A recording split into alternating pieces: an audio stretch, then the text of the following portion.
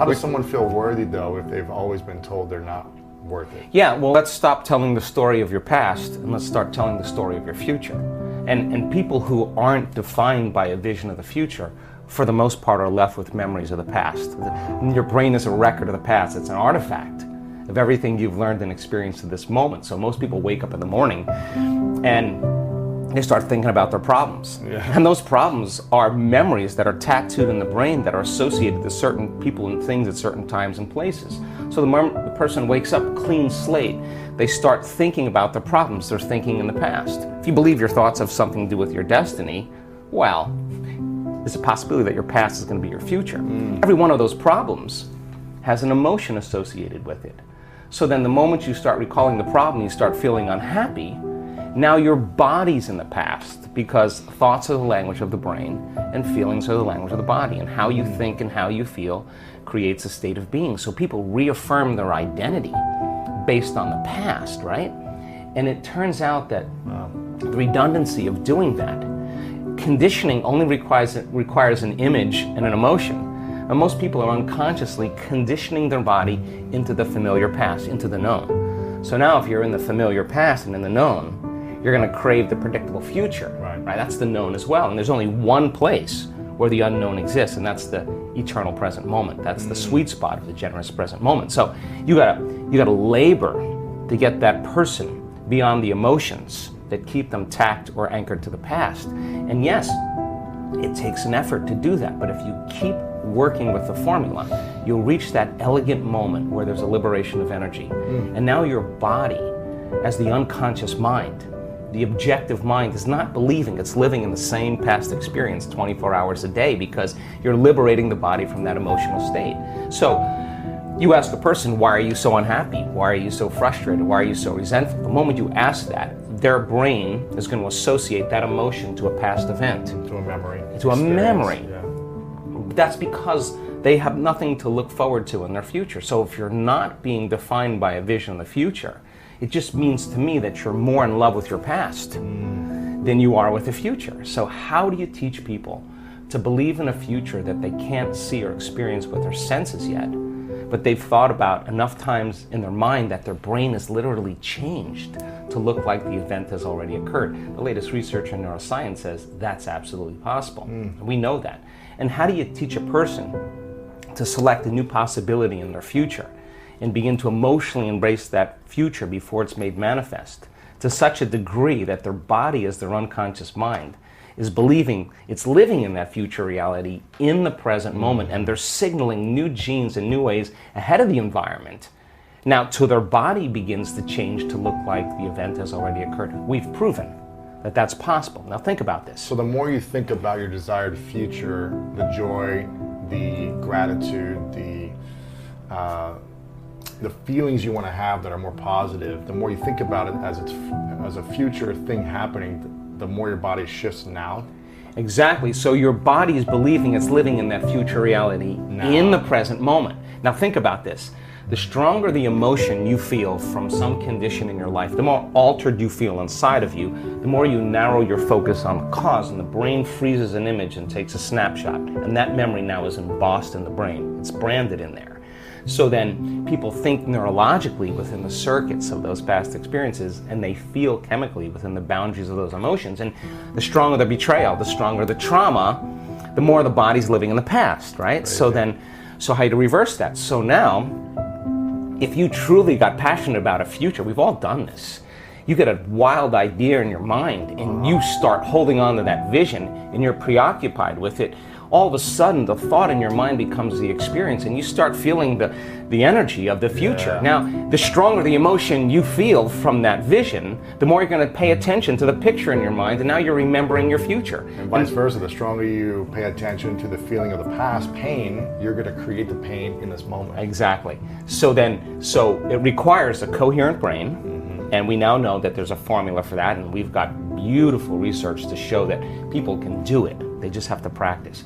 And it requires a coherent heart, because resentment, frustration, impatience creates a very incoherent heart. Yeah. And when that heart becomes incoherent, you stop trusting yourself. There's no energy there. You stop trusting in your future. Wow. So then, if there's physical evidence in your brain and body physical evidence to look like the event has already occurred. It's quite possible you'll be thinking neurologically within the circuits of your future, and you'll begin to feel chemically within the boundaries of that emotion of your future. And how you think and how you feel is your state of being.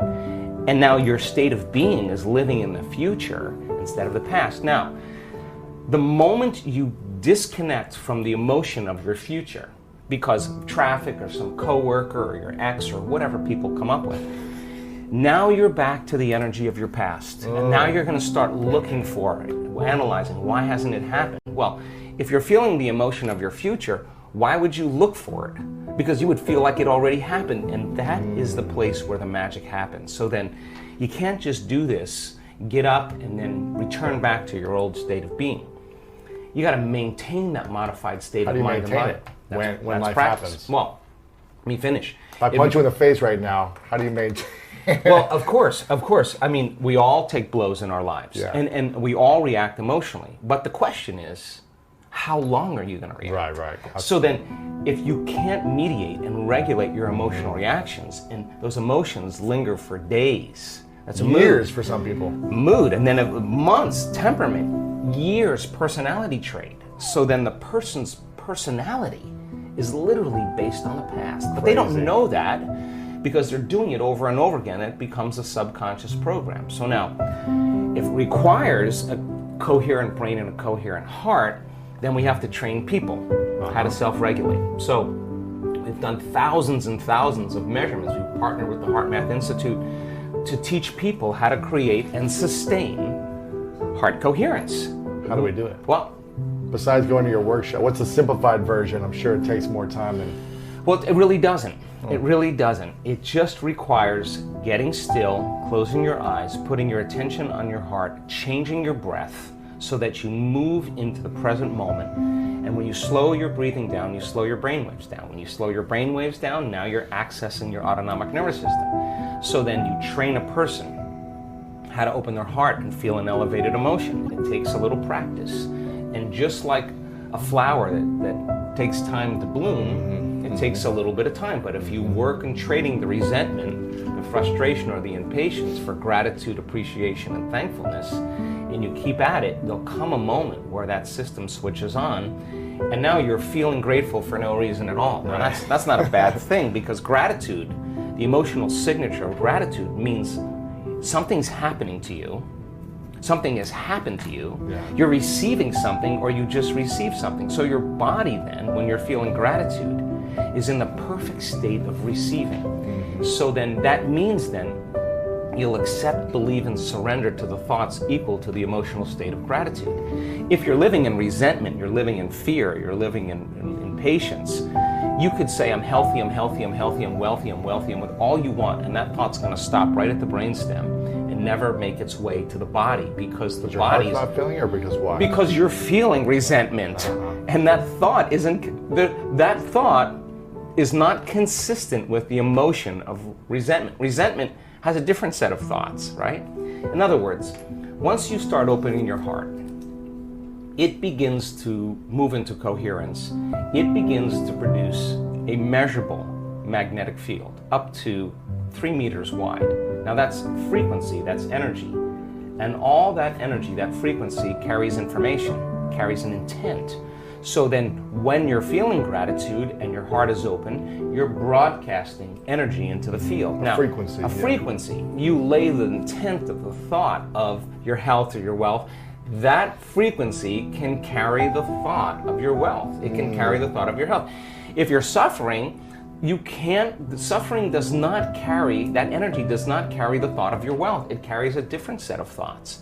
So then we're teaching people how to self-regulate, because if you're going to believe in that future that you're imagining with all of your heart, it better be open and activated. Right. And you better know how to self-regulate. And you have to know the moment you disconnect from the energy of your future because of some circumstance in your life and you lose that feeling, if you're practicing it on a daily basis with your eyes closed, then the next level is to be able to open your eyes and do it right in the moment and be able to self-regulate and change the frustration from some experience in your life back to the energy of your future. Now, that requires great awareness and great effort. But if you have a community of people that are practicing this on a daily basis, and they're connected to their future, because that's where their mind is, they begin to want the future more than the emotions of the past. So we've done enough measurements now, Louis,